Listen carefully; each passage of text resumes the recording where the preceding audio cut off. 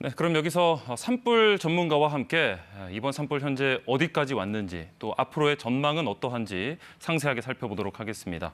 KBS 재난방송 전문위원인 국립산림과학원 이병두 부장 나와 있습니다. 어서 오십시오. 네, 안녕하십니까. 네. 대형 산불이 이제 엿새째로 접어들어서 맞습니다. 너무나 우려스러운 상황인데요. 이 대형 산불이 진행 중인 지역의 현재 상황은 지금 어떻습니까? 네, 일단은 지금 3단계 산불이죠. 그러니까 대형 산불의 기준을 넘는 이 산불은 세 개가 여전히 지금 확산이 되고 있고요. 네. 다행히 이제 2단계 산불 중에서 언양읍에 있었던 산불은 오늘 중으로 진화가 다 완료가 되어 있습니다. 이 언양읍 산불은 아무래도 생활권 아파트하고 가까워서 좀 네. 걱정이 많았었는데 진화가 완료돼서 다행인데요. 나머지 그 산불들의 진화율은 어제 워낙 강풍을 타고 화선이 넓게 전개가 되어 있기 때문에 진화율은 다소 떨어졌습니다. 네. 특히 이제 경북 의성 안동 산불은 지금의 세력이 워낙 이제 강하게 퍼져 나갔고요. 네. 그래서 안동을 넘어서 청성과 또 영덕 또 이런 데까지 지금 영향을 미치고 있습니다. 네, 말씀해 주신 대로 지금 의성 산불이 좀 가장 위험해 보이는데 아직 뭐 공식 집계가 확인되진 않았지만 이 의성 산불 확산 어디까지 된 걸로 볼 수 있을까요? 지금 이제 저희들도 열심히 파악을 하고 있는데 분석을 하고 있는데 일단은 그 영덕 지역까지 많이 다다랐다 이렇게 보시면 됩니다. 예. 그리고 지금 저희가 분석한 걸로는 발화지에서 영덕, 강구항까지는 한 62km 정도 되는데요. 이것을 불과 어제 오후 몇 시간 만에 주파한 것으로 보고 있습니다. 확산이 된 거죠. 예. 그러니까 이거 그 저희가 봤을 때는 한 6시간 만에 한 60km 이상을 확산이 된 것 같은데 네. 이런 속도는 저희가 지금까지 접해보지 못했던 빠른 속도입니다. 아마 지금까지 겪어봤던 대형 산불 중에서 가장 빠른 확산 속도이지 않을까 이렇게 생각을 하고 있습니다. 예. 그래서 지금 의성에서 영덕 또 영양 일대까지 이렇게 확산을 하고 있는 건데 그러면은 이제 저희가 흔히 외국 사례들을 많이 이제 비교를 하게 되는데 외국에서도 이 정도 속도라면은 조금 뭐 없었던 속도일까요? 네, 저도 그 외국 속도하고 거의 맞먹는다고 보고 있습니다. 그러니까 LA 산불 때도 굉장히 그 산타아나 바람을 타고 그렇죠. 급속도로 확산이 됐지 않습니까? 그리고 미처 대피할 시간도 없었던 그런 산불이었는데 이번 산불도 그 정도의 속도에 맞먹지 않는가 그런 속도 그 생각을 해봅니다. 저희가 기존에 이제 분석을 해보면 가장 빨랐던 산불들이 시간당 한 6.6km 아니면 4.8km 정도 됐었는데 거의 거기보다도 더 빠른 산불이었는 걸로 이렇게 계산이 됩니다. 예. 이게 단순히 비교를 해보면 6시간에 60km라고 하면 시속 10km 정도니까 사람이 이렇게 걷는 속도보다는 훨씬 빠른 속도입니다.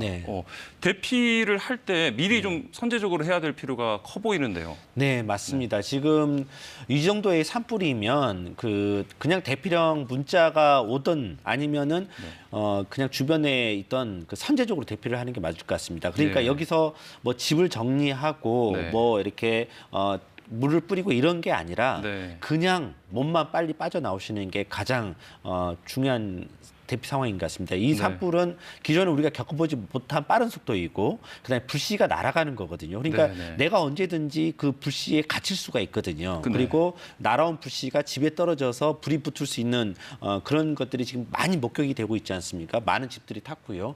그렇기 때문에 그냥 몸부터 빠져나오는 게 지금 제일 중요할 것 같습니다. 물론 대피 명령 문자로도 날아오고 저희가 또 실시간으로 들어오는 대피령을 아래 자막으로도 보내드리고 있지만 미리미리 대피를 하시고 준비를 하시는 게 좋겠습니다. 현재 지금 산청과 울주 산불도 여전히 3단계가 유지되고 있습니다.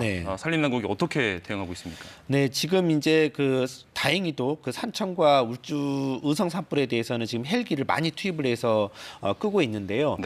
국민들이 보시기에는 아마 진화율이 좀 답답하실 겁니다. 근데 그 의성 안동이나 이런 산불 같은 경우는 이미 이제 살아있는 화선이죠. 살아있는 화선이 200km도 넘고 지금 300km도 가까이도 넘을 것 같은데요. 이제 이런 경우 되면 헬기를 동원해서 물을 뿌린다 한들 이렇게 진화 속도가 많이 나지가 않습니다. 그렇기 때문에 조금 그 진화율을 올리는데 많은 어려움이 있고요. 그래서 지금은 이제 좀 있으면 또 야간으로 갈 수도 있는데 야간으로 가면 일단은 이제 민가와 시설 보호에 집중을 하게 됩니다. 그래서 다목적 차량이나 고성능 차량에 진화제를 듬뿍 담아서 이렇게 문화유산들을 보호하는 그런 활동들도 하고요. 네. 그다음에 이제 민가 주변에도 미리 사전에 이렇게 뿌리는 그런 작업들을 하게 됩니다. 네. 아무래도 이 헬기로 진화하는 게 좀 속도도 빠르고 효과가 클 텐데 오늘 이제 사고도 있었고요. 네. 헬기 이외에 방금 말씀해주신 뭐 다목적 차량이라든지 이런 장비들은 좀 충분한 상황일까요? 네, 충분하지는 않습니다. 그렇기 때문에 산림청도 총동원령을 내렸고요. 또 소방도 국가 동원 소방령을 내렸지 않습니까? 네. 그래서 그럼에도 불구하고 오성 산불 같은 경우는 워낙 넓은 화선에 걸쳐져 있기 때문에 그리고 또 너무 많은 영향권에 들어가 있기 때문에 답답한 상황이죠. 그래서 지금 이제 국민들께서는 왜 우리가 소방차를 불렀는데 안 오느냐라고 이렇게 답답하시는데 지금은 모든 곳이 다 급한 상황이기 때문에 아까도 앵커님께서도 지적했듯이 선제적인 대피 그리고 일단은 대피가 중요할 것 같습니다. 예. 국민분들께서 많이 답답해하고 있을 부분이라고 아까 말씀을 하셨는데 진화율이 이게 뭐 90%까지 올라갔다가도 다시 떨어지고 이러고 있습니다. 지금 산청 산불도 다시 오늘 낮아졌거든요. 이렇게 다시 낮아진 가장 큰 이유가 뭘까요? 어제 이제 오후부터 불기 시작한 돌풍이 가장 큰 원인입니다. 그러니까 바람. 진화율이라는 것은 결국은 전체 화선 중에서 우리가 끈 화선이 얼마냐라고 분모와 분자로 이렇게 나누게 되는데 이 전체 화선이 분모가 엄청 늘어나게 된 거죠. 그래서 이제 어제 그 초속 한 20m 정도의 강한 바람이 불면서 그냥 불씨가 그냥 계속 날아갔거든요. 그래서 바라지로부터 동쪽으로는 거의 다 그냥 동시에 그 불바다가 되는 그런 환경이 조성이 되어 있기 때문에 그러면서 이제 화선이 엄청나게 늘어났죠. 진화율은 그 덕분에 이제 떨어졌습니다. 예. 계속해서 지금 대피령이 전해지고 있거든요. 잠시 저희가 전해드리면 안동시 녹전면, 예안면, 도산면, 영덕군 창수면 일대에도 실시각각으로 주민 대피령이 내려지고 있습니다. 이곳에 계시는 분들은 재난 문자와 관계기관의 안내에 따라서 신속하게 대피하시기 바랍니다.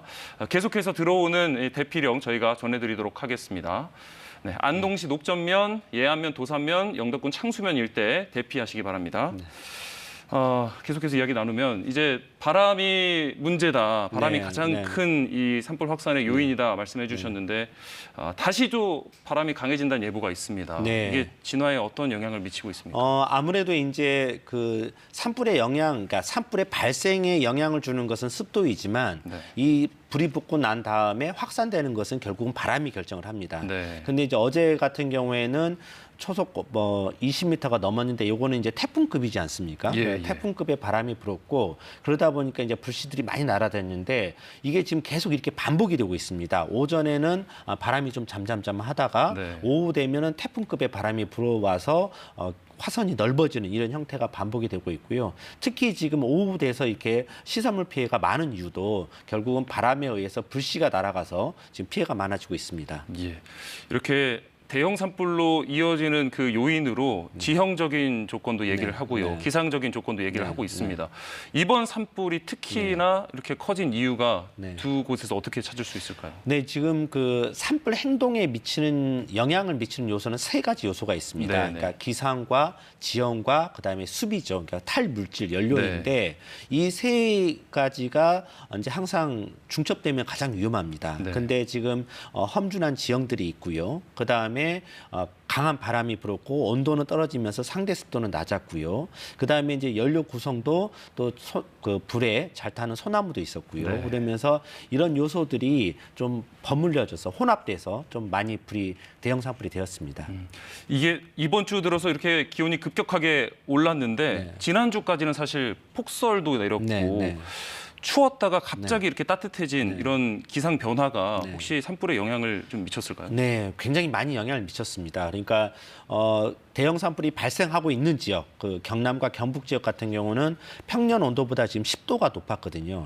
그래서 지금 저희가 시나리오 분석을 해보면 1.5도가 높으면 발생 위험 가능성이 8.6%, 2도가 높아지면 발생 위험 가능성이 16%까지 높아집니다. 그러니까 굉장히 발생하면서 쭉쭉 올라가는 거죠. 그런데 이제 평년에 비해서 10도가 높아졌다는 것은 거의 뭐 연료가 그냥 바삭바삭 마른 상태다. 그냥 불씨만 있으면 산불이 되는 조건이었고 그다음에 또 바삭바삭 마른 상태에서는 불이 엄청나게 빠르게 번집니다. 왜 그러냐면은 그냥 이제 수분기가 없기 때문에 그냥 옆에만 와도 빨리 열분해가 일어나면서 번지게 되는 그런 특성이 있습니다. 네.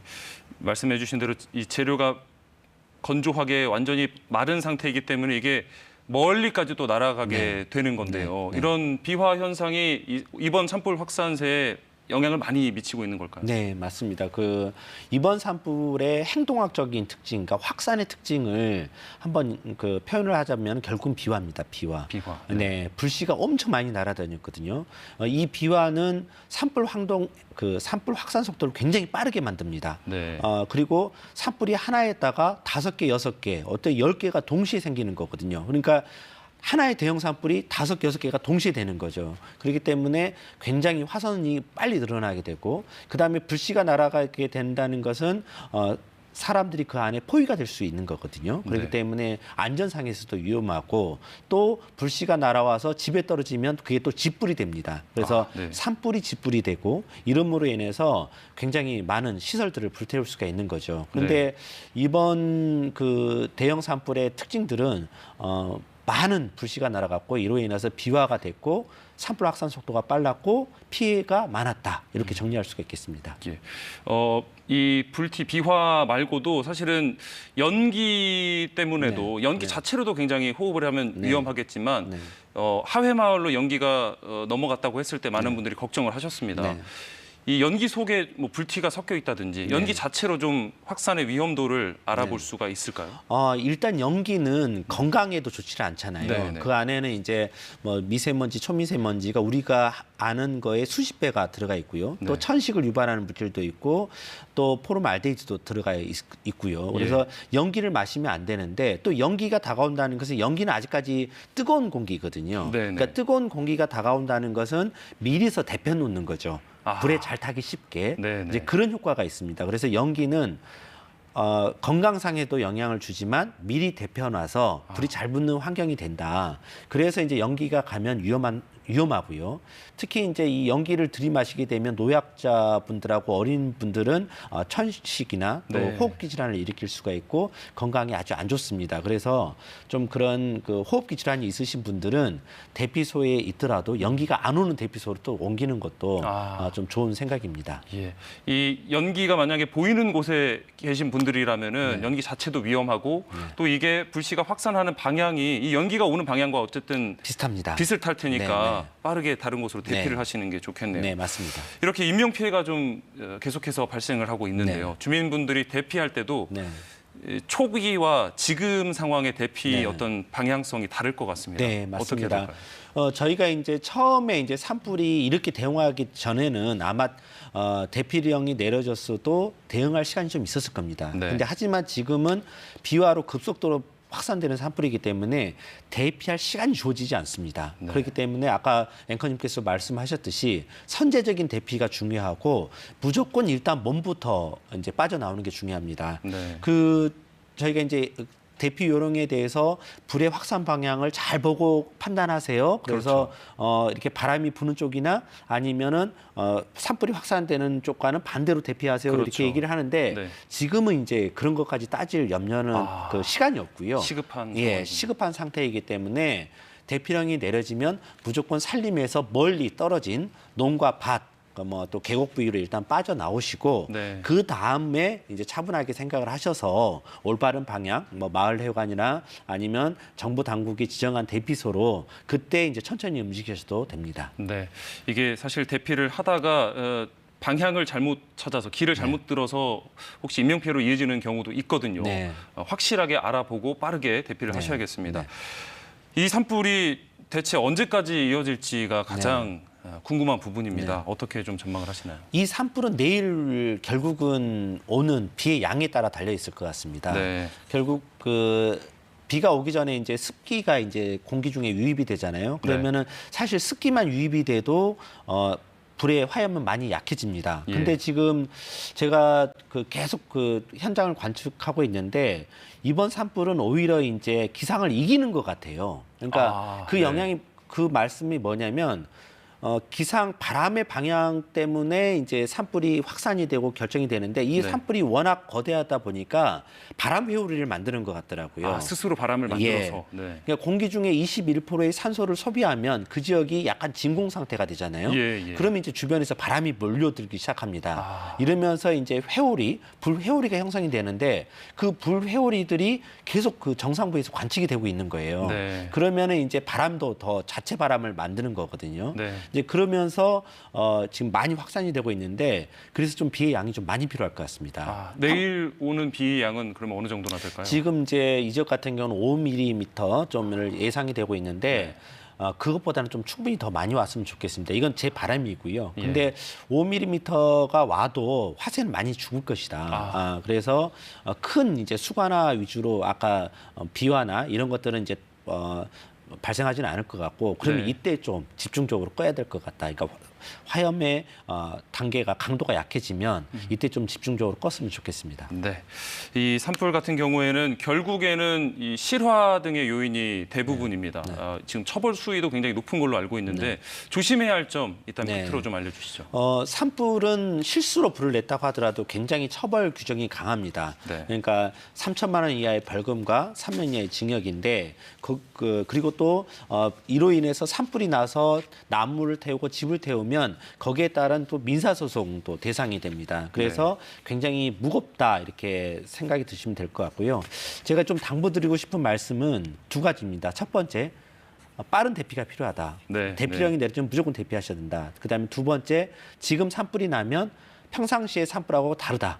왜 그러냐면 모든 가용 자원들이 동원된 상태이기 때문에 지금 새로운 곳에서 산불이 나면 굉장히 어렵습니다. 정부 당국이 어렵습니다. 그래서 산림 인접지 그리고 또 산림 내에서 절대 화기를 사용하시도 안 되고 오늘 또 어떤 그 불이 났냐면요 마찰에 의해서도 불이 났어요. 그 그라인더를 가시다가 이렇게 그라인더를 갈다가 불이 났는데 지금 용접도 하다가 불이 나고 예초기를 돌리다가 또 불이 나고 그라인더를 사용하다 불이 나고 용접을 하다가 불이 나거든요. 이런 것들은 그냥 잘못이 아니잖아요. 어차피 생활하다가 불이 나는 거잖아요. 그럼에도 불구하고 지금 산불 환경이 조금만 실수하면 불이 날 수 있는 환경이 되어 있습니다. 그렇기 때문에 산림 내나 인접지에서 이런 활동을 이제는 이제 안 하셔야 될 것 같습니다. 정말 작은 불씨에도 그 어느 때보다도 조심을 해야 될 상황인 것 같습니다. 지금까지 KBS 재난방송 전문위원 국립산림과학원의 이병두 부장과 이야기 나눴습니다. 고맙습니다. 네, 고맙습니다.